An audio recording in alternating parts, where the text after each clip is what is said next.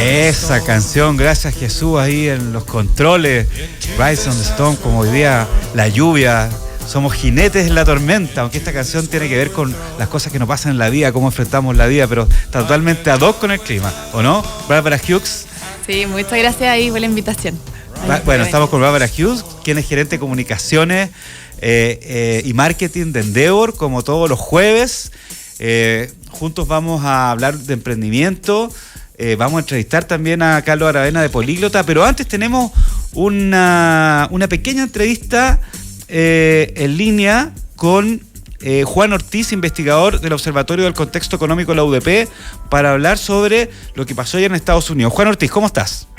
Hola, muy buenos días. No quisimos dejar pasar esto porque ayer la decisión de la FED fue a las 2 de la tarde, cuando el programa Clave Morse ya había pasado hace rato, entonces queríamos tocarlo brevemente. Cuéntanos un poco, bueno, la FED mantuvo los tipos de interés en 5,5%, ¿no es cierto? Y prevé que quizás va a haber solo un recorte este año. Además, también conocimos los datos de inflación de Estados Unidos, también los de China, pero cuéntanos un poco, decodifiquemos qué significa que la FED haya mantenido los tipos de interés, ¿ah? Sí, bueno, efectivamente la Reserva Federal en Estados Unidos mantiene la tasa fundamentalmente toda vez que observa que existe una mayor persistencia inflacionaria, es decir, que si bien la inflación ha tendido a reducirse levemente en los últimos meses, todavía estamos bastante lejos de la meta, es decir, la meta en Estados Unidos es una inflación interanual de un 2%, y el dato que observamos es de un 3,3%, que fue levemente por debajo, digamos, de lo esperado por parte del mercado.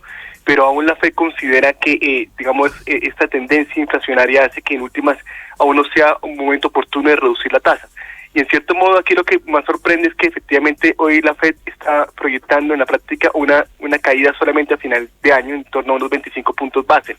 Por lo tanto, en cierto modo, si bien el dato que la FED mantuviese la tasa era esperado por parte del mercado, lo que sorprende un poco es que la FED observa una mayor persistencia, es decir, una inflación un poco más pegada, que hará que en la práctica mantenga por más tiempo la tasa y que solamente se va a reducir a fin de año. Ahora, ¿esto qué implica para efectos prácticos de la economía local y la economía internacional?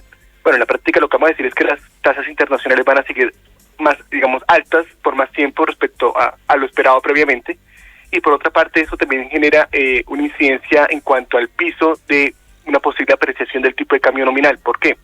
Porque el Banco Central de Chile va a seguir reduciendo la tasa de política monetaria en las próximas jornadas a un ritmo más lento, pero al final del día la diferencial de tasas entre Estados Unidos y Chile en cierto modo va a ser más persistente de aquí a fin de año. Por lo tanto, esto le da en cierto modo un piso a que el dólar muy seguramente se mantenga en niveles en torno a 900 pesos por dólar. Es decir, que en cierto modo no tengamos una tendencia de apreciación de la moneda. Entonces, en cierto modo es un elemento a considerar, que en la práctica hoy tenemos un tipo de cambio que va a seguir relativamente depreciado en su promedio histórico por más tiempo de lo que podíamos haber previsto meses atrás. Juan, ¿y cómo esto influye un poco con respecto a lo que son las inversiones en general en Latinoamérica, en Chile, que es un tema que ha estado bastante hoy día en el tapete público, ¿no es cierto? ¿Cómo esto influye no solamente a nivel macroeconómico, también tienen la inversión a nivel local? O sea, cuando estamos hablando de inversiones, estamos hablando de inversiones financieras, sí. Fundamentalmente en diferentes tipos de instrumentos. Todo lo que pasa respecto a las tasas de interés inciden fuertemente en instrumentos de renta fija. Y efectivamente el mercado, en cierto modo, internaliza todos los movimientos de las tasas, tanto a nivel internacional como a nivel local. Y en cierto modo, este hecho de que mantengamos unas tasas en el exterior por más tiempo elevadas, eso obviamente genera una presión para que exista mayor salida de capitales, producto de una mayor rentabilidad externa relativa respecto a la rentabilidad local. Por una parte eso incide, y también un poco puede incidir en cierto modo en la forma como el Banco Central tome esta lectura del Banco de Estados Unidos en cuanto a los movimientos de la tasa de política monetaria. Es decir, la tasa de política monetaria en Chile, si bien evidentemente se mueve por las dinámicas de expectativas de inflación, por el tema del mercado, crecimiento del Producto Interno Bruto, las expectativas de inflación, hay un componente que también incide en parte, que son las tasas de interés internacional, principalmente de Estados Unidos. Por lo tanto, acá posiblemente aquí hay que ver cómo el Banco Central en Chile lee este proceso de una tasa de política en Estados Unidos más alta respecto a lo esperado previamente, y cómo esto puede incidir o no en cuanto al ritmo de reducción de las tasas. ¿Por qué? Porque las tasas en Chile van a seguir bajando, pero muy seguramente van a seguir bajando a ritmos mucho más acotados respecto a lo que vimos durante los primeros meses del año. Y en ese sentido puede obviamente incidir en cuanto a la velocidad de caída de la TPM. Y esto va a tener impacto en cuanto a la valoración de instrumentos de renta fija, porque evidentemente en la medida que tengamos una tasa de interés más baja, digamos una mayor caída de la TPM, esto cambia el precio de los activos. Entonces en ese caso puede incidir en cuanto a la valor, digamos, la forma como se valora los instrumentos de renta fija, porque en la medida que la tasa de interés de mercado tiende a reducirse, el valor de mercado, el precio de mercado de ese tipo de instrumentos tiende a aumentar. Por lo tanto, aquí un poco es ver cómo efectivamente el mercado lee este proceso en cuanto a la valoración que está haciendo hoy de los instrumentos de renta fija. Por una parte, y como comentaba anteriormente, también incide en cuanto a los flujos de capitales a nivel local respecto al exterior, respecto a la rentabilidad relativa, que en este caso se va a mantener por más tiempo, toda vez que la TPM en Estados Unidos se va a mantener muy seguramente de aquí a diciembre en las cifras que vemos al día de hoy. Por último, quería preguntarte cómo, de alguna forma, también esto o cómo se contextualiza dentro de esta especie de nueva batalla comercial que tiene China y Estados Unidos con respecto a todo lo que es electromovilidad, que ha sido un tema que es súper importante a nivel de economía global durante esta última semana. Sí, mira, bueno, en el caso, digamos, de este proceso de mercado internacional, evidentemente después de la llegada de Trump en el 2016, el enfoque de Estados Unidos con respecto a China cambió en forma estratégica y eso se ha mantenido a través también de la presidencia, digamos, de Biden, donde existe un mayor, entre comillas, guerra comercial implícita con respecto a China, eso en términos generales.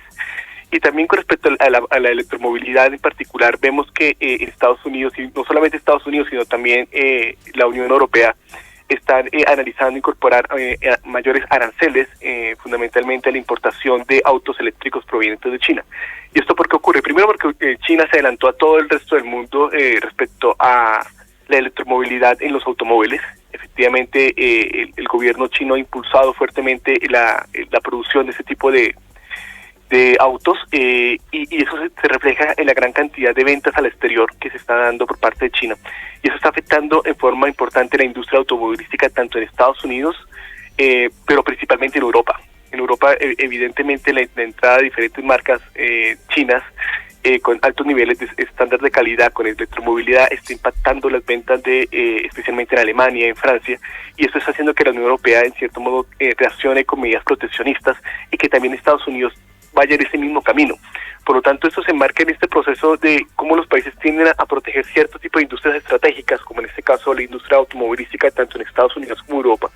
Y en últimas, es esperable también que China responda en alguna medida a este tipo de políticas, y ya lo ha venido haciendo, porque en la práctica lo que nosotros tenemos hoy es un mundo donde la globalización en cierto modo se ha ido contrayendo. Hoy tenemos un mundo más asociado a comercio intrarregional, donde efectivamente ya los intereses políticos y geopolíticos tienen un mayor peso dentro de las decisiones comerciales de los países. Por lo tanto, claro, uno podría pensar que el libre comercio obviamente genera efectos de bienestar en los consumidores principalmente, pero en la práctica lo que estamos viendo es que el comercio internacional con este tipo de medidas se está, digamos, volviendo un poco más restrictivo, mucho más rígido, y va a seguir así. O sea, este tema, digamos, de Estados Unidos y China o Unión Europea y China no va a cambiar. No, digamos, efectivamente, fue un tiempo en que fue el tema tecnológico, ¿no es cierto? Ahora el tema de electromovilidad, y seguramente se van a enfrentar con diferentes tecnologías. Juan, te quería agradecer esta entrevista online. La verdad es que era súper importante poder conversar un poco de este tema. Juan Ortiz, investigador del Observatorio de Contexto Económico de la UDP, y esperamos que estés de nuevo y aquí en el estudio también para poder hablar, ¿ah? Claro, en algún momento. Okay. Muchas gracias. Hasta luego. Buen día, que esté bien. Hasta luego. Igual, chao.